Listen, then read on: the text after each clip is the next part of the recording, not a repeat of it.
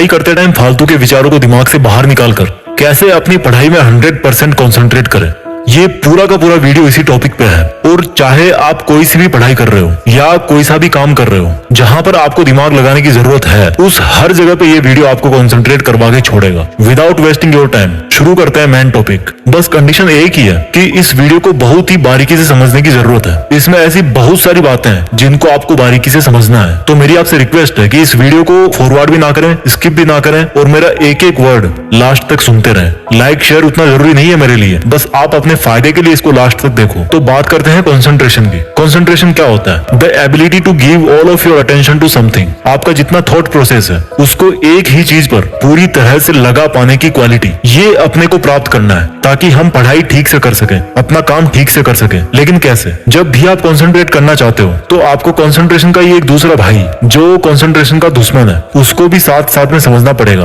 और उसका नाम है डिस्ट्रैक्शन। ध्यान से सुनना मेरी बातों। जब आप अपनी थॉट प्रोसेस में आपके सारे डिस्ट्रैक्शंस निकाल दोगे तो उस दिन से आप 100% कंसंट्रेट करने को तैयार हो जाओगे। इसलिए मैंने कंसंट्रेट करने के तरीके को समझाने के लिए दो हिस्सों में बांटा है। फर्स्ट इज अपने विचारों से सभी डिस्ट्रैक्शंस को दूर करना एंड सेकंड पार्ट इज जब डिस्ट्रैक्शंस चले जाएं तो फिर कंसंट्रेशन पे कैसे ध्यान दें। और ये दोनों के दोनों पार्ट्स इसी वीडियो के अंदर है। तो पहले भगाते हैं डिस्ट्रैक्शंस को।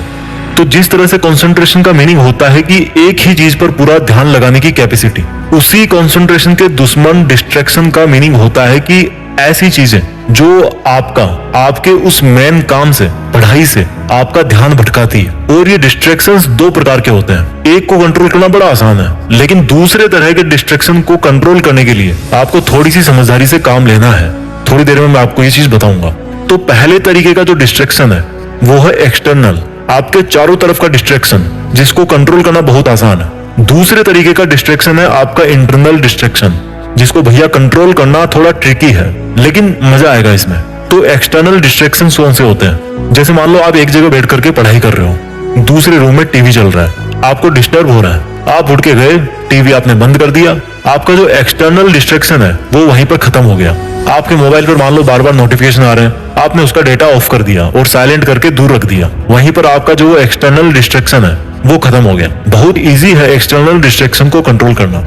अब आते हैं इंटरनल डिस्ट्रैक्शन पे। उसने मुझे धोखा दे दिया, उससे मेरी लड़ाई हो गई, या उससे बात करने का मन करता है 5 घंटे, या आपको किसी ने डरा दिया, एग्जाम का डर लग रहा है, सपने पे सपने देखे जा रहे हो बैठे बैठे, पछतावा हो रहा है कि मैंने टाइम बर्बाद कर दिया।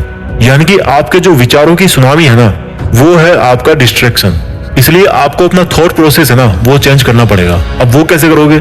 इस वीडियो का सबसे मेन बिंदु यहीं पर है। आपके दोनों हाथों में दो ऑप्शन है, डिसीजन आपके हाथ में है। एक तो यह है कि आपके साथ जो भी जिंदगी में, पास्ट में जो कुछ भी हुआ, जो कुछ भी आपके साथ आज हो रहा है, जिसकी वजह से आपके विचार इधर उधर हो रहे हैं, आपके विचार उधर जाते हैं, या तो आप उसको लेकर के बैठे रहो, क्योंकि पास्ट और फ्यूचर ऐसी चीज है जो केवल विचारों में एग्जिस्ट करती है, एक्चुअल में नहीं होती। वो जब हम पास्ट में थे तो वो हमारा उस टाइम का प्रेजेंट था, और जिस फ्यूचर के बारे में हम ख्यालों में खोए रहते हैं वो जब तक हमारे पास में आएगा वो भी प्रेजेंट में बदल चुका होगा।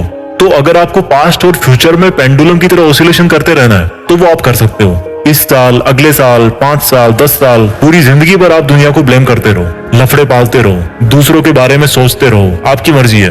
आप जहां होना आज वहीं पे रह जाओगे। दूसरा ऑप्शन ये है आपके पास जिसमें सॉल्यूशन है। ध्यान से सुनना उसको। आपकी लाइफ में आज जो भी जिस भी तरह का डिस्ट्रैक्शन है, डिस्टर्बेंस है, internal distraction, emotional distraction, mental distraction, वो आपकी लाइफ में आपकी थॉट्स में कैसे आया? आपके पास्ट की एक्टिविटीज की वजह से। आप पास्ट में जो काम किए हो, आपका पास्ट में जैसे लोगों के साथ में उठना बैठना रहा है, आपके जो जो लफड़े रहे हैं पास्ट में, धीरे धीरे उनका रिजल्ट आना शुरू हो गया। आपने किसी ना किसी टाइम कुछ वैसा करने का सोचा था, फिर सोच काम में बदल गई, और जब काम होगा तो उसके प्रोडक्ट तो बनेंगे, रिजल्ट भी आएगा, आपके पास ही आएगा।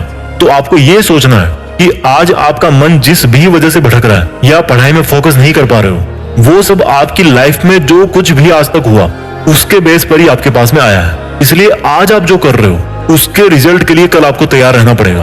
तो इस तरह से आपके जो फ्यूचर के डिस्ट्रैक्शंस हैं वो कम हो गए क्योंकि आपकी थॉट बदल गई कि भाई मुझे फालतू की चीजें नहीं सोचना, क्योंकि अगर मैं आज फालतू की चीजें सोचूंगा तो इसका असर मेरे आने वाले कल पे पड़ेगा।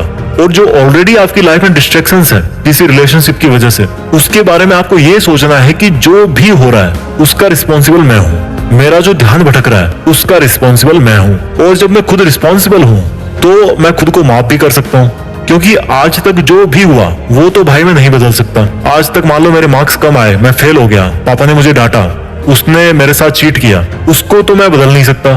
तो उसके बारे में सोचने का कोई फायदा नहीं है, मुझे उसके बारे में सोचना भी नहीं है। Forgive yourself for all your mistakes.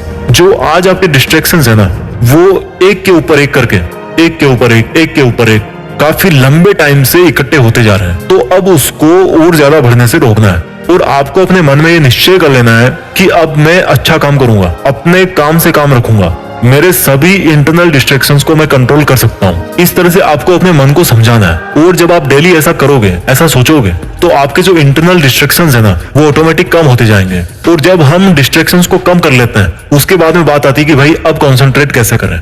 जब आपके डिस्ट्रैक्शंस कम हो जाएंगे तो आप सोचो कि अब आज मैं जो काम करने जा रहा हूँ वो परिणाम स्वरूप मेरे पास वापस तो जरूर आएगा। तो कुछ भी हो जाए, अब मैं अपना जो थॉट सिस्टम है ना, उसको केवल और केवल पढ़ाई में ही लगाऊंगा, अपने काम में ही लगाऊंगा।